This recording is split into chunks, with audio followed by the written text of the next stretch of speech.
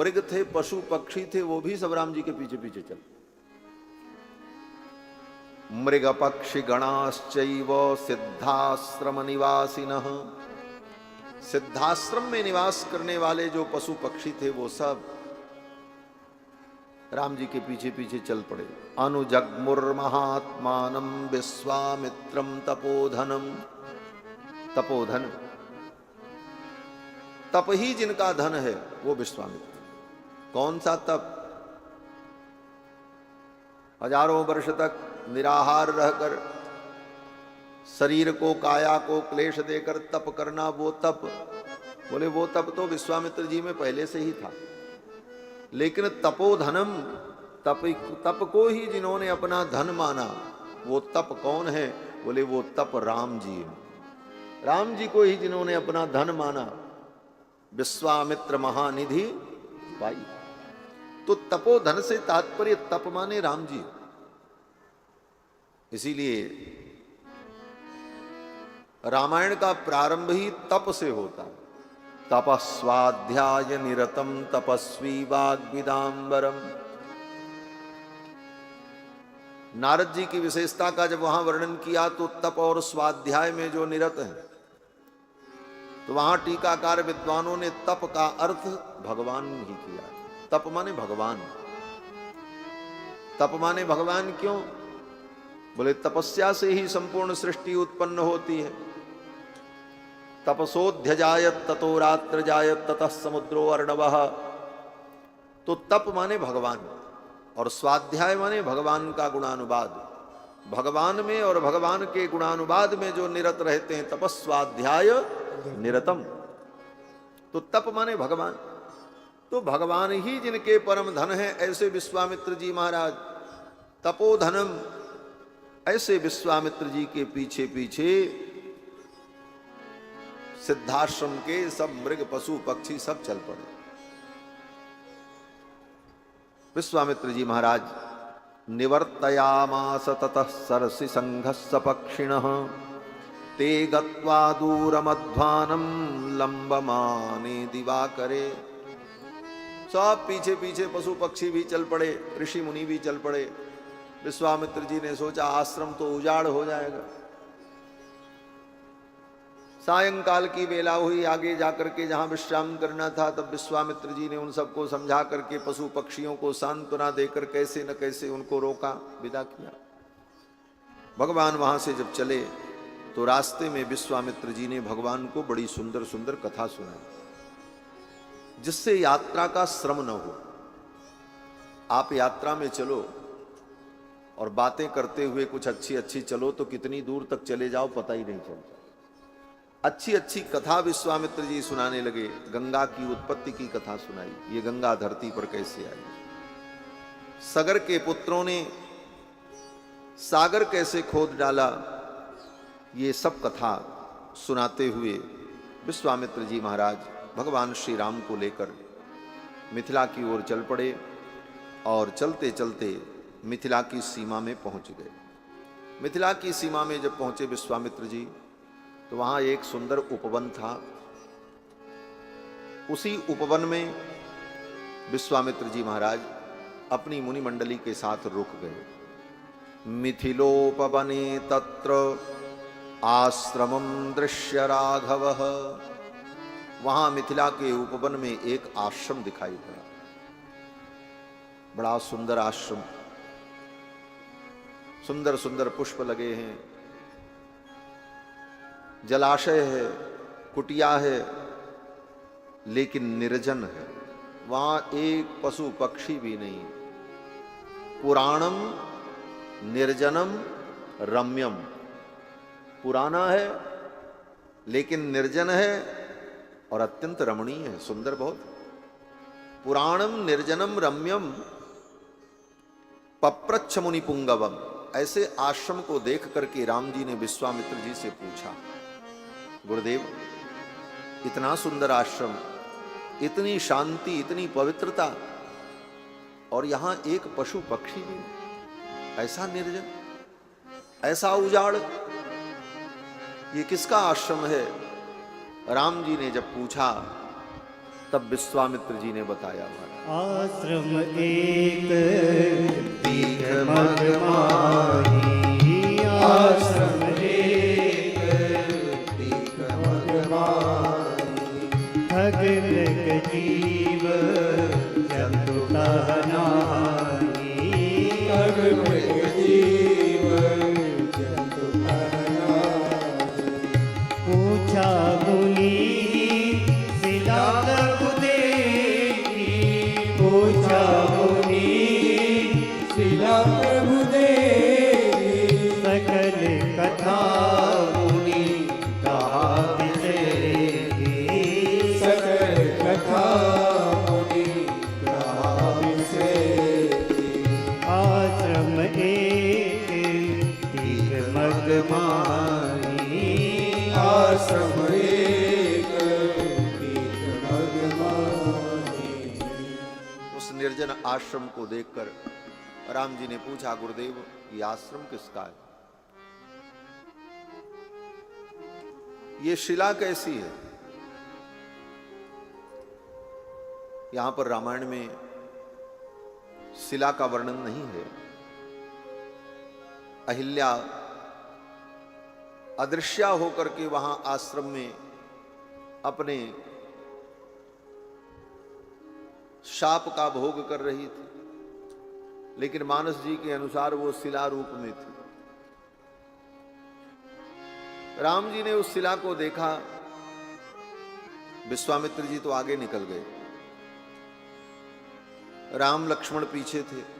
विश्वामित्र जी आगे निकल गए, राम जी ने देखा तो राम जी ने गुरु जी से पूछा, गुरु जी ये शिला कैसी है? पूछा मुनि शिला प्रभु देखी।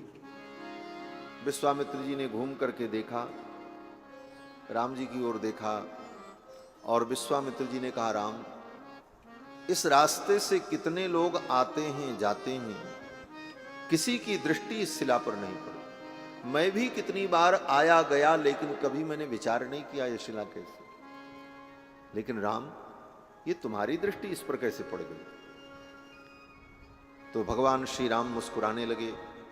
मानो भगवान श्री राम ने मुस्कुरा करके कहा, गुरुदेव जो दीनहीन मलिन है, जिसे कोई नहीं देखता, जिसे कोई नहीं पूछता है, जिस पर किसी की दृष्टि नहीं होती, उसी पर मेरी दृष्टि होती, मैं तो उसी को देखता। भगवान ने कहा, गुरुदेव ये शिला कैसी है? तब विश्वामित्र जी ने कहा कि गौतम नारी शाप बस उपल देह धरि धीर, चरण कमल रज चाहती कृपा करहु रघुवीर। हे रघुनंदन, ये महर्षि गौतम की पत्नी अहिल्या है। गौतम महर्षि के शाप के कारण दुख भोग रही है, इस पर कृपा करो, इसका उद्धार करो। और पूरी कथा सुनाई। अहिल्या को महर्षि गौतम ने शाप दिया। कारण बोले अहिल्या बहुत सुंदर थी, ब्रह्मा के द्वारा अहिल्या उत्पन्न हुई। ब्रह्मा जी ने अपने संकल्प से अहिल्या को बनाया। ब्रह्मणा निर्मिता अहल्या। अहल्या का मतलब होता है, हल्य माने कुरूपता, कुरूपता को कहते हैं हल्य, और जिसमें हल्य न हो अहल्या, वो अहल्या परम सुंदरी थी। ब्रह्मा जी ने अपने संकल्प से अहिल्या को उत्पन्न किया था। ब्रह्मणा निर्मिता अहल्या। अहल्या जब प्रकट हुई तो सभी देवता और विशेष करके देवराज इंद्र चाहने लगे कि अहिल्या हमको मिल जाए। तो ब्रह्मा जी ने एक शर्त रख दी, अहिल्या परम सुंदरी है, लेकिन इस अहिल्या का दान मैं उसे करूंगा जो इंद्रिय जयी होगा, अपने इंद्रियों पर जिसे नियंत्रण होगा, और जो संपूर्ण पृथ्वी की परिक्रमा करके सर्वप्रथम मेरे पास आ जाएगा, मैं उसे अहिल्या का दान कर दूंगा। अहिल्या को प्राप्त करने के लिए देवराज इंद्र ने और अन्य देवताओं ने भी प्रयास किया, धरती की परिक्रमा करने गए कि हम पहले पहुंच जाएं तो ब्रह्मा जी अहिल्या हमको दे दें। महर्षि गौतम, ब्रह्मा जी चाहते थे अहिल्या महर्षि गौतम को प्राप्त, क्योंकि गौतम महर्षि तपोनिष्ठ, इंद्रिय जयी और बड़े ही पवित्र तपःपूत महापुरुष।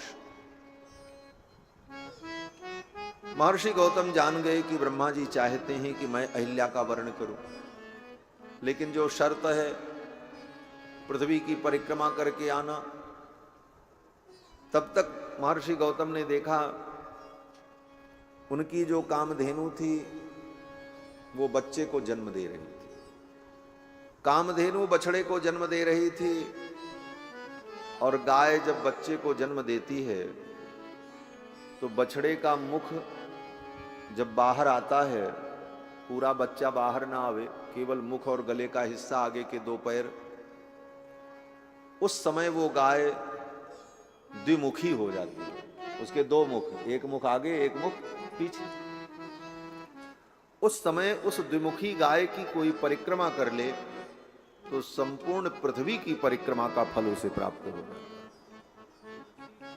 और उसी समय अगर उस गऊ का स्वामी ये मानसिक संकल्प कर ले कि इस द्विमुखी गऊ का मैं अमुक ब्राह्मण को, अमुक आचार्य को दान करने का मानसिक संकल्प करता हूं, और गाय जब बच्चे को जन्म दे दे, उसके बाद 10 दिन बीत जाने पर उस गऊ को उस ब्राह्मण को अर्पित कर दे, तो संपूर्ण पृथ्वी के दान का फल प्राप्त होता है। ब्रह्मणा निर्मिता हल्या द्विमुखी गोह परिक्रमात्। 2 मुख वाली गाय की परिक्रमा करके महर्षि गौतम आ गए। उनकी गाय बछड़े को जन्म दे रही थी, बस उसी समय परिक्रमा कर लिया, हो गई पृथ्वी की परिक्रमा। दत्ता पुरा गौतमाय, महर्षि गौतम को ब्रह्मा जी ने अहिल्या का दान कर दिया।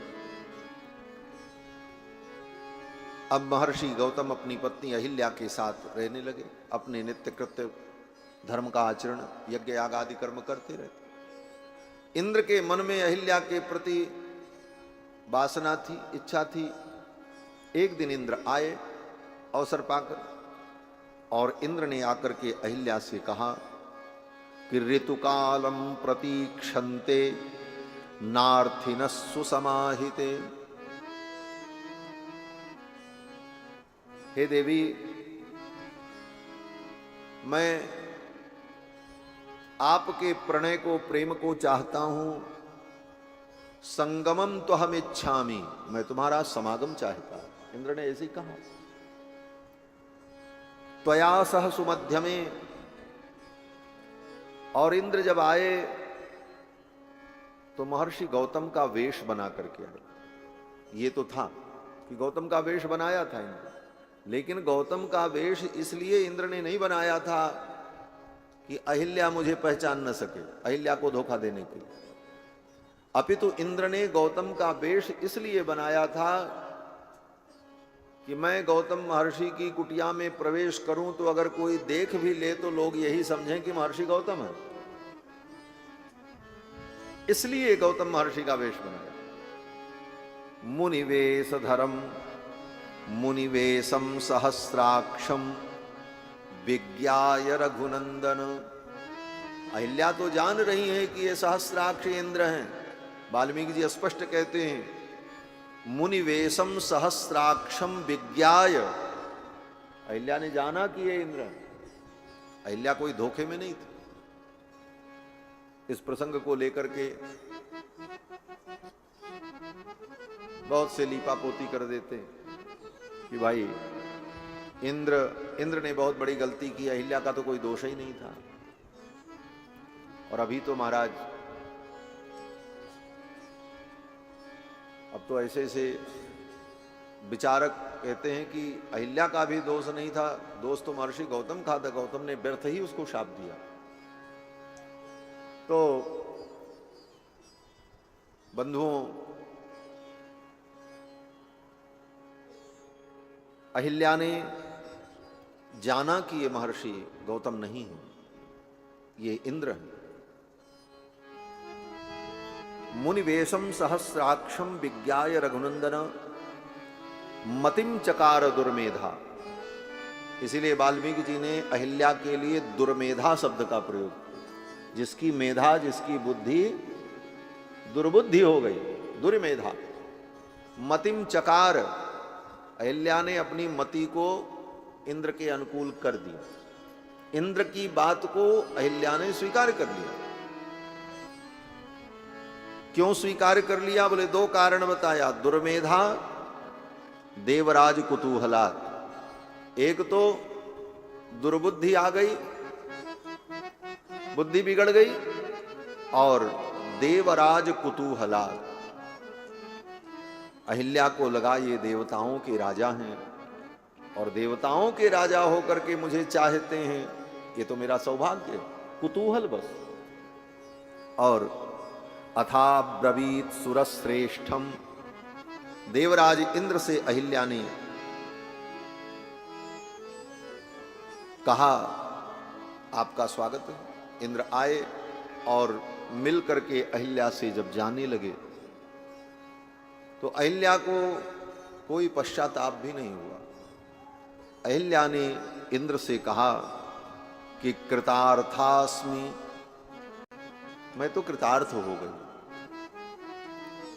हे सुरश्रेष्ठ, गच्छ शीघ्रमित प्रभो, अब आप जल्दी से यहां से चले जाओ, क्योंकि मेरे स्वामी महर्षि गौतम के आने का समय हो गया।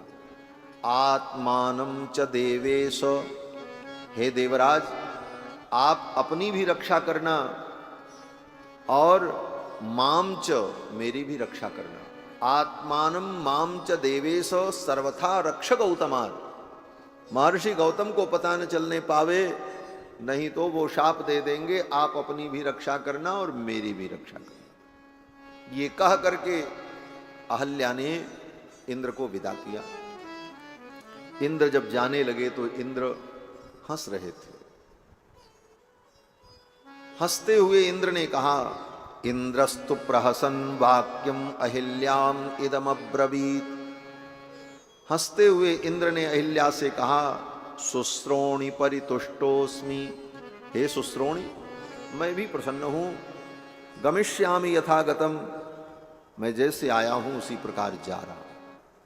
और ये कह करके इंद्र जैसे ही कुटिया से बाहर निकले, तब तक उधर से महर्षि गौतम आ गए। इंद्र भी महर्षि गौतम का वेश धारण किए हुए थे और उधर से महर्षि गौतम ही आ गए। वाल्मीकि जी कहते हैं कि अथ दृष्ट्वा सहस्राक्षम मुनिवेशधरम मुनि, मुनि का वेश धारण किए हुए सहस्राक्ष इंद्र को मुनि गौतम ने जब देखा, दोनों एक जैसे, गौतम का ही रूप धारण किया था इंद्र ने।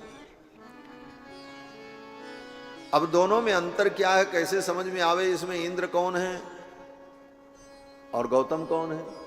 स्वरूप तो दोनों का एक ही जैसा था। तो कितना सुंदर उदाहरण दिया महर्षि वाल्मीकि ने कि दुर्वृत्तम वृत्त संपन्नो रोषाद वचनम अब्रवीत। दुर्वृत्तम, वेश तो मुनि का है, इंद्र ने मुनि वेश धारण किया है, लेकिन मुनि का आचरण नहीं है। दुर्वृत्तम, दुराचारी, दुर्वृत्त है इंद्र। और गौतम महर्षि बोले वृत्त संपन्नो, वो वृत्त संपन्न है, आचरण संपन्न है। आचरण ही व्यक्ति के अंतर को बता देता है। वेश आप कैसा भी बना लो, वेश आप किसी का भी बना लो, लेकिन शांति से चुपचाप बैठे रहो तब तक तो कोई बात नहीं, लेकिन आप जैसे ही चलोगे, फिरोगे, बोलोगे, आपका आचरण बता देगा आप हो कौन। दुर्वृत्तम वृत्त संपन्नो रोषाद वचनम अब्रवीत। दुर्वृत्त इंद्र को रोष में, क्रोध में गौतम महर्षि ने कहा, जाओ, मेरे रूप को धारण करके तुमने ये अपराध किया है, तुम निष्फल हो जाओ, तुम्हारा वृषण नष्ट हो जाए। इंद्र को वृषण नष्ट होने का शाप दिया। तब तक अहिल्या पर दृष्टि गई। अहिल्या तो थर थर कांप रही थी। अब क्या होगा? तो महर्षि गौतम ने अहिल्या की ओर देखा और कहा, इह वर्ष सहस्राणि बहूनि निवसिष्यसि, बात भक्षा निराहारा तप्यन्ति भस्मशायिनी। तू इसी स्थान पर हजारों वर्ष तक भूमि पर पड़ी रहेगी और दुख भोगेगी, अपने पाप का प्रायश्चित्त करेगी। बात भक्षा निराहारा, तुझे भोजन नहीं मिलेगा, पानी भी नहीं मिलेगा, वायु पी करके तू रहेगी और तुझे कोई देख भी नहीं पाएगा। अदृश्या सर्वभूतानां, तू किसी को दिखाई नहीं पड़ेगी। तू सबको देखेगी लेकिन तुझे कोई नहीं देख पाएगा। तू सबकी आवाज सुनेगी लेकिन तेरी आवाज सुनने वाला कोई नहीं होगा। तू अपने दुख का वर्णन करेगी लेकिन कोई सुनने वाला ही नहीं होगा, सुनेगा ही नहीं। अदृश्या सर्वभूतानां आश्रमेस्मिन् वसिष्यसि, इसी आश्रम में तू दीर्घ काल तक रहकर अपने कर्म का प्रायश्चित्त कर। शाप दे दी। अहिल्या चरणों में गिर पड़ी। अहिल्या ने कहा, मुनिवर मेरा उद्धार कब होगा? महर्षि गौतम को दया आ गई। अपराध करना अपराध उतना नहीं है, लेकिन अपराध करने के बाद उस अपराध को अपराध न मानना, ये महापराध है। अपराध तो जीव से होता ही है, गलतियां जीव से ही होती हैं। न कश्चिन्नापराध्यति, कौन ऐसा व्यक्ति है जो अपराध नहीं करता? श्री जानकी जी ने हनुमान जी से यही तो कहा है, न कश्चिन्नापराध्यति। कौन ऐसा व्यक्ति है जो अपराध नहीं करता? इस सृष्टि को बनाने वाले ब्रह्मा जी से भी गलतियां हो जाती हैं और गलती बताने वाले बता देते हैं। सबकी दृष्टि अलग अलग होती है। गोपियों ने कहा ब्रह्मा जी के विषय में, ये ब्रह्मा के 4 खोपड़ी है लेकिन इनको कोई बुद्धि देने वाला नहीं। क्यों? बोले विधाता ने आंखों में पलक क्यों बना दिया? अगर आंखों में ये पलक न होती तो अपलक नेत्रों से मैं गोविंद का दर्शन करती, विधाता को कोई बुद्धि देने वाला नहीं। लो, गोपियां तो यही कहती। तो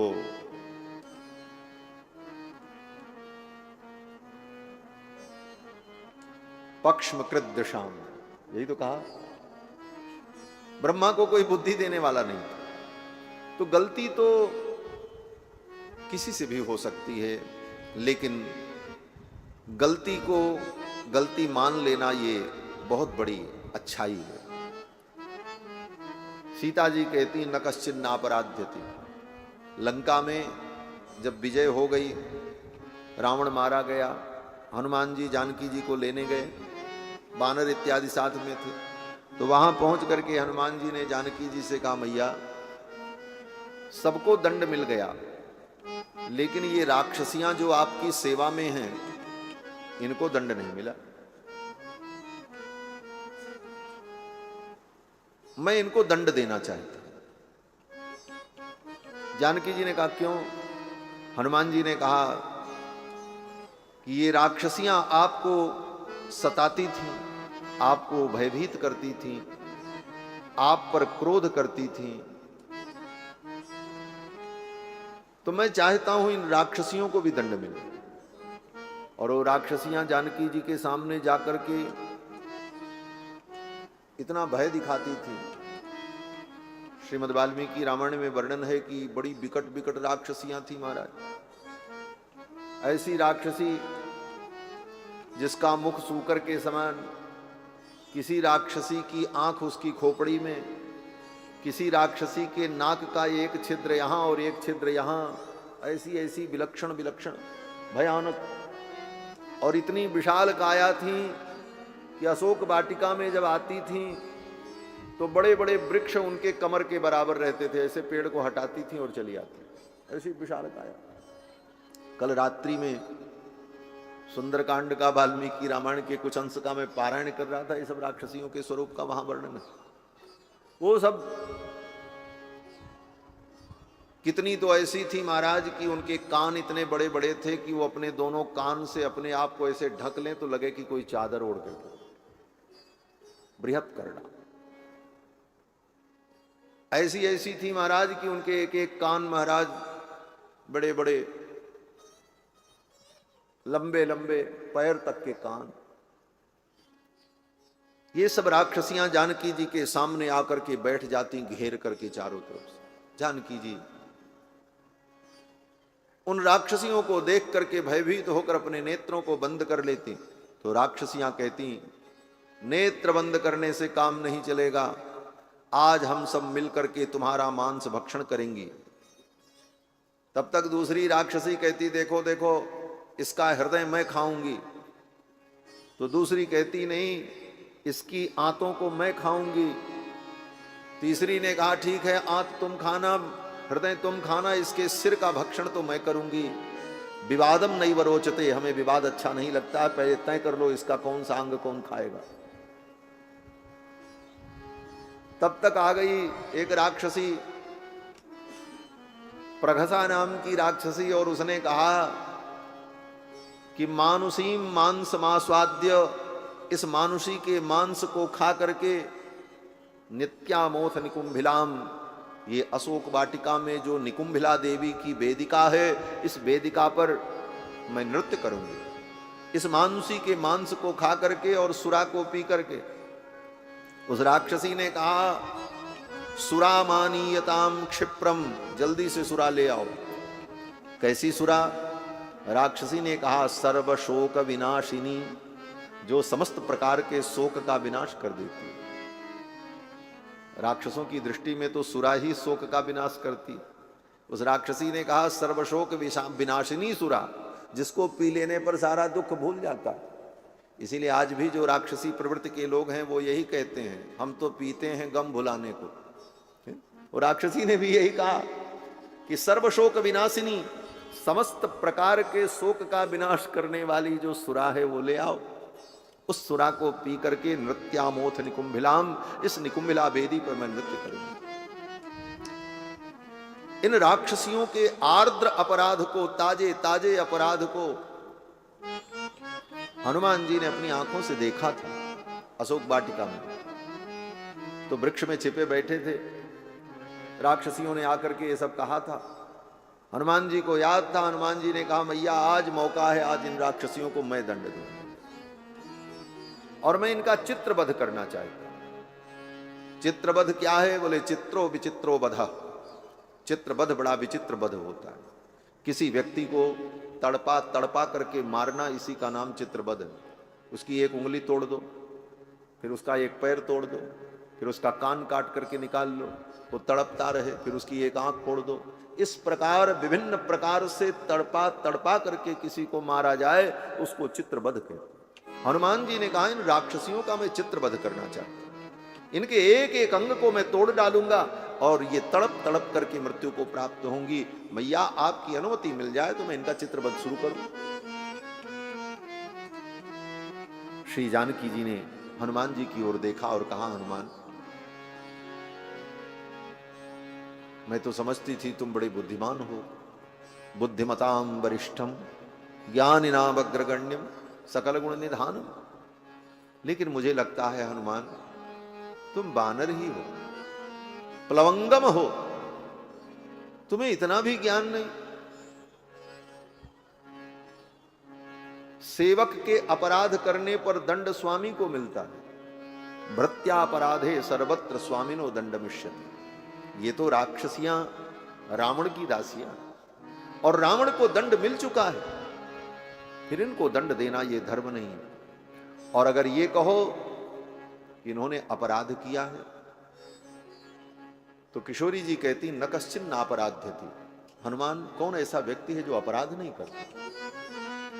ये करुणा है किशोरी जी की। किशोरी जी कहती, कौन एक व्यक्ति ऐसा है जो अपराध नहीं करता?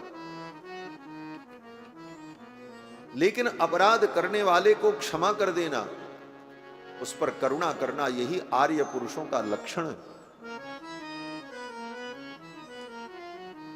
इसीलिए हमारे आचार्य श्री पराशर भट्टर स्वामी जी महाराज श्री गुणरत्न कोश में श्री जी की महिमा का वर्णन करते हुए कहते हैं, हे जानकी जी, आपने तो अपनी करुणा के कारण राम जी के दरबार को भी छोटा बना दिया।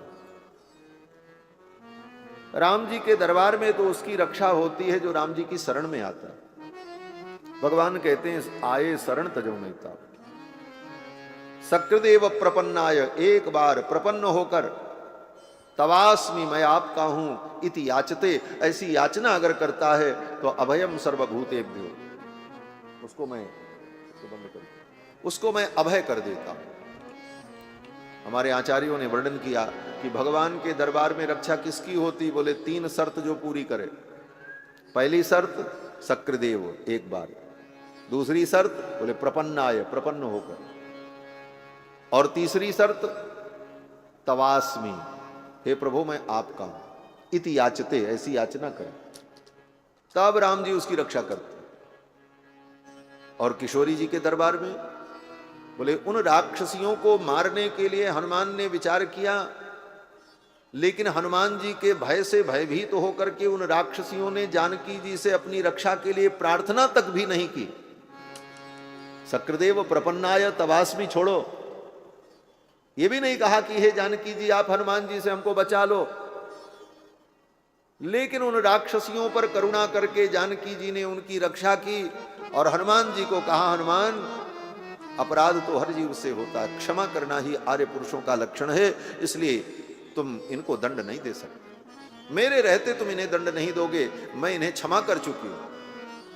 इस घटना का स्मरण करके पराशर भट्टर स्वामी जी महाराज कहते हैं कि मातर मैथिली राक्षसिस्त्वयि तदैवार्द्रापराधास्त्वया, उन राक्षसियों ने आर्द्र अपराध किया था, ताजा ताजा अपराध। रक्षन्त्या पवनात्मजा लघुतरा रामस्य गोष्ठी कृता, आपने हनुमान जी से उन राक्षसियों की रक्षा करके राम जी की गोष्ठी को, राम जी के दरबार को आपने लघुतर बना दिया, छोटा बना दिया। पवनात्मजाल लघुतरा रामस्य गोष्ठी कृता, राम जी की गोष्ठी को, राम जी के दरबार को आपने छोटा बना दिया। आपका दरबार तो राम जी के दरबार से भी बड़ा, क्यों, क्या अंतर है? तो आचार्य चरण कहते हैं, काकम तम च विभीषणम, जयंत विभीषण, इन सब की रक्षा राम जी के दरबार में हुई, लेकिन कब हुई? बोले काकम तम च विभीषणम शरण मृत्यु क्षमौ रक्षता, वो शरण में आए और आकर के प्रार्थना की कि मेरी रक्षा करो, तब भगवान ने रक्षा की। काकम तम च विभीषणम शरण मृत्यु क्षमौ रक्षता, सानः सांद्र महागस सुखयतु क्षांतिस्तवाकस्मि की। तो किशोरी जी की करुणा, किशोरी जी कहती हैं, कौन ऐसा व्यक्ति है जो अपराध नहीं करता? अपराध तो जीव से होता ही है, लेकिन अपराध को व्यक्ति अपराध मान ले, यही सबसे बड़ा प्रायश्चित्त होता है। प्रायश्चित्त शब्द का यही अर्थ है, पश्चात तापः पश्चातापः, किसी कर्म को करने के पश्चात जो ताप हो, ग्लानि हो, उसका नाम पश्चाताप है। और पश्चाताप ही सबसे बड़ा प्रायश्चित्त है। अहिल्या को पश्चाताप होने लगा, महर्षि गौतम समझ गए पश्चाताप हुआ तो प्रायश्चित्त तो हो गया। साप दे चुके थे तो अनुग्रह कर दिया। क्या अनुग्रह किया? महर्षि गौतम ने कहा कि जाओ, इसी आश्रम में रह करके तुम अदृश्य होकर के हजारों वर्ष तक रहोगी, लेकिन एक दिन समय आएगा, दशरथ नंदन राम स्वयं चल करके यहां आएंगे, और वो आएंगे, कुटिया में प्रवेश करेंगे, वो तो तुमको नहीं देख पाएंगे, लेकिन तुम उनका दर्शन करोगी, और उनके आते ही तुम्हारा शाप ताप सब समाप्त हो गया। यदा त्वेतद् वनम घोरम रामो दशरथात्मजः, जिस दिन दशरथ नंदन राम आगमिष्यति, आएंगे, दुर्धर्षः तदा पूता भविष्यति, उसी दिन तुम पवित्र हो जाओ, तदा पूता भविष्यसि। महर्षि गौतम ने अहिल्या के उद्धार का मार्ग बता दिया कि राम जी के आने से तुम्हारा कल्याण हो जाएगा। यही मुनियों की करुणा है। महापुरुषों का क्रोध भी कल्याणकारक होता है। क्रोधोपि देवस्य वरेण तुल्यः। श्रेष्ठ जनों का क्रोध भी वरदान के समान होता है। ऐसे शायद अहिल्या को कभी भगवान का दर्शन होता, लेकिन महर्षि गौतम के क्रोध का परिणाम हुआ कि राम जी के दर्शन की भूमिका तैयार हो गई। राम जी के दर्शन के लिए अहिल्या को जाना नहीं पड़ेगा, स्वयं राम जी चल करके अहिल्या के लिए आएंगे दर्शन देंगे। महर्षि गौतम ने वो विश्वामित्र जी ने सारी कथा सुनाई और विश्वामित्र जी ने कहा, राम तारयैनाम महाभागाम अहिल्याम देवरूपिणीम। तारयैनाम महाभागाम अहिल्याम देवरूपिणीम। इस अहिल्या को तार दो। तारयैनाम कैसी अहिल्या को? बोले महाभागाम, ये महाभाग्यशालिनी है। बोले अभी अहिल्या का उद्धार हुआ नहीं, अभी वो अपने शाप को भोग रही है, अभी शाप से वो मुक्त नहीं हुई। लेकिन विश्वामित्र जी कहते हैं ये महाभाग्यशालिनी है। तारयैनाम महाभागाम। क्यों महाभाग्यशालिनी है अहिल्या? तो मानो विश्वामित्र जी कहते हैं, रघुनंदन, इस सृष्टि में वो जीव भाग्यशाली है जो अपने ज्ञान वैराग्य भक्ति और उपासना के द्वारा आपके चरणों तक पहुंच जाए, वो भाग्यशाली है। लेकिन जिसके जीवन में ज्ञान कर्म उपासना भक्ति कुछ भी न हो, लेकिन आपकी करुणा आपको प्रेरित कर दे और आपके चरण चल करके उसके पास आ जाए, वो तो महाभाग्यशाली है। ये तो भाग्यशालिनी ही नहीं, महाभाग्यशालिनी। तारयैनाम महाभागाम अहिल्याम देवरूपिणी। ये देवरूपिणी, इसका आप उद्धार करो। विश्वामित्र वच श्रुत्वा राघव सह लक्ष्मण। विश्वामित्र जी के वचन को सुनकर के राम जी लक्ष्मण के सहित, राम लक्ष्मण दोनों भाई उस कुटिया के अंदर प्रवेश करते। आश्रमम प्रविवेश।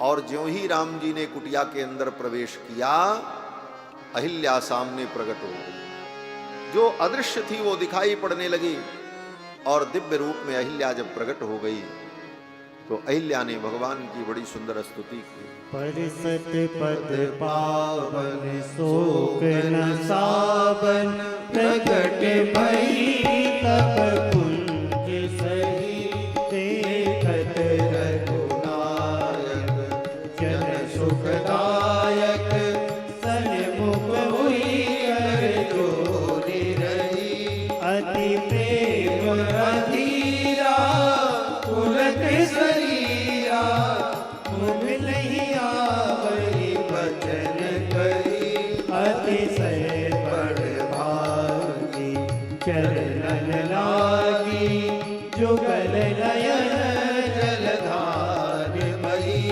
धीरज मन कीना प्रभु काजीना, रघुपति कृपा भगति पाई, अति निर्मल वाणी प्रस्तुति ठानी, ज्ञान गम्य जय रघुराई, मैं नारी पावन प्रभु जग पावन, रावण निपूजन सुखदाई, राजीव विलोचन भव भय मोचन, पाई पाई शरणन आई, मुनि साप जो दीना अति भल कीना, परम अनुग्रह मैं माना, देखो हरि लोचन हरि भव मोचन, यही लाभ